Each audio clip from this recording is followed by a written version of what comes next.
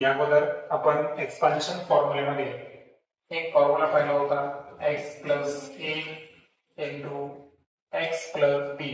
या फॉर्मॅटमध्ये जर असेल तर x square in bracket a plus b into x into a b अशा पद्धतीचा तो फॉर्म्युला होता, बरोबर. तर आता आपल्याला आज दुसरा फॉर्म्युला असा शिकायचा आहे की a plus B whole cube जर असेल तर याचं एक्सपान्शन आपल्याला कसं करायचं आहे, a cube plus 3a square B plus 3b square plus b cube. Okay. आणि तिसरा जो फॉर्म्युला आपल्याला लर्न करायचा आहे तो असा आहे a minus B whole cube जर असेल तर a cube minus 3a square B plus 3ab square minus B cube. तर असे सेकंड आणि थर्ड नंबरचा फॉर्म्युला आपल्याला लर्न करायचा आहे. आता हे लर्न करत असताना आता यामध्ये आपण काय करू, दोन एक्झाम्पल जे आहे अगोदर मी फॉर्म्युला लिहितो a plus B whole cube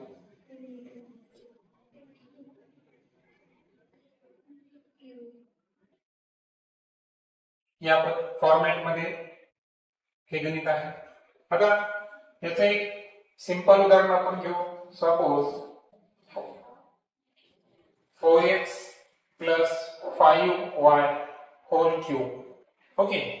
आता हे गणित सोडवत असताना काही बेसिक स्टेप लक्षात ठेवायचे तुम्हाला की आता a जो आहे त्याची किंमत किती दिली तुमच्याकडे, 4x, आणि b जो आहे त्याची किंमत किती आहे, बरोबर. तर आता एक्सपान्शन करत असताना का होईल, a चा क्यूब म्हणजे कोणाचा क्यूब घ्यायचा आहे तुम्हाला, 4s क्यूब, हे तुम्हाला ब्रॅकेट मध्ये घ्यायचं आहे, प्लस 3a स्क्वेअर म्हणजे कोणाचा, 4x स्क्वेअर इंटू b कोण आहे 5y प्लस 3 इंटू a कोण आहे 4x इंटू b स्क्वेअर म्हणजे 5y स्क्वेअर, आणि त्यानंतर 5y चा काय घ्यायचं आपल्याला, क्यूब, कारण फायनली b क्यूब आहे. सो काय होईल 16, सॉरी 4 चा क्यूब किती आहे 64x क्यूब प्लस, आता वाटल्यास इथं एक स्टेप पॉज करायची, 3 इंटू 4s चा स्क्वेअर काय आहे 16x स्क्वेअर इंटू 5y. वाटल्यास त्या तिन्हीला अंडरलाईन करायची, कारण तिन्हीचं तुम्हाला ऍट अ टाइम मल्टिप्लिकेशन करायचं आहे, plus 3 into 4x into 5y चा स्क्वेअर किती 25y स्क्वेअर प्लस 5 चा cube y cube as it is. या तिन्हीचे multiplication, so 64s cube plus 16 5 जा 80, 8 3 जा 24, 0 as it is x square y, 25 4 जा 100 into 3 300 x y square and plus 125 y cube. हे as it is असेल. हे झालं फर्स्ट फॉर्मॅटचं गणित. सेकंड फॉर्मॅट जो आहे तर तो आहे, सपोज तुम्हाला या ठिकाणी 92 चा क्यूब करायचा आहे, आणि हे क्यूब करत असताना तुम्हाला एक्सपान्शन फॉर्म्युला काय करायचा आहे, यूज करायचा आहे. मग हे कसं करणार तुम्ही, तर यासाठी काय करायचंय तुम्हाला की 92 अर्थातच काय ते 90 प्लस 2 या फॉर्मॅट मध्ये तुम्हाला एक्सपान्शन करायचं. लक्षात आलं का, जसं की 71 राहिलं असतं तर 70 प्लस 1, 83 राहिलं असतं तर 80 प्लस 3. आता a कोण आहे सध्या मग 90 आणि b कोण आहे 2. चला मग आता एक्सपान्शन फॉर्म्युला काय होईल, a चा क्यूब म्हणजे कोणाचा क्यूब घ्यायचा 90 cube plus 3 a square, a कोण आहे स्क्वेअर इंटू बी कोण आहे 2 plus 3 into a into b square, b काय आहे 2 चा काय घ्यायचा स्क्वेअर आणि प्लस 2 चा काय घ्यायचा इथं क्यूब. सांगा 90 चा क्यूब किती 9 चा क्यूब 729 आणि 0 जेव्हा आहे समोर तर एक 0 साठी आपल्याला किती 0 घ्यायचे आहे 3 0 घ्यायचे. जसं स्क्वेअर मध्ये आपण किती घेतो 2 0 घेतो तसे इथे 3 घ्यायचे प्लस 3 इंटू 9 चा स्क्वेअर 81 आणि एक 0 चे ऐवजी किती 0 घ्यायचे 2 0 प्लस 3 इंटू 90 इंटू 2 2 चा 4 आणि 2 चा क्यूब किती आहे 8. चला 3 1 जा 3. ओके अदरवाइज एक काम करू 3 2 जा 6 6 1 जा. आता पहा हे दोन 0 आहे इथेच घेऊ आपण बरोबर आहे का 3 2 जा 6 6 1 जा 6 6 8 जा 48. ओके here 4 3 जा 12 4 3 जा 12 हे 0 as it is घेऊ 4 3 जा 12 12 9 जा 108 plus 8.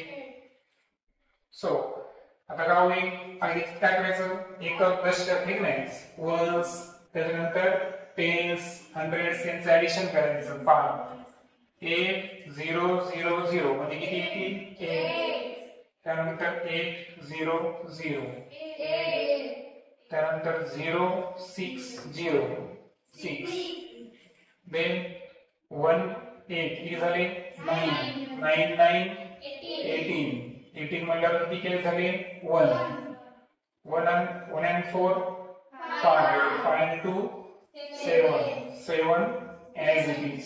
Okay so answer is the 7,78,688. आता या व्यतिरिक्त याच फॉर्मॅट मध्ये टफ गणित थोडस अजून हाय लेवलला जाऊ आपण. Suppose 4x upon y plus y upon 4x whole cube या पद्धतीमध्ये काही करायचं. ओके अशा वेळेस काय करणार यामध्ये सुद्धा a ची किंमत किती आहे 4x अपॉन y आणि b ची किंमत काय आहे अपॉन 4x. ओके सूत्र माहिती आहे तुम्हाला a चा क्यूब म्हणजे कोणाचा क्यूब घ्यायचा upon y cube plus 3 a square a म्हणजे कोण y याचा काय घ्यायचा स्क्वेअर इंटू b कोण आहे 4x प्लस 3 into a 4x upon y then b square y upon 4x square plus y cube means sorry b चा क्यूब म्हणजे y upon 4x चा क्यूब. सांगा आता 4 चा क्यूब किती 64x cube upon y cube plus 3 into किती divided by y square into y upon 4x. सांगा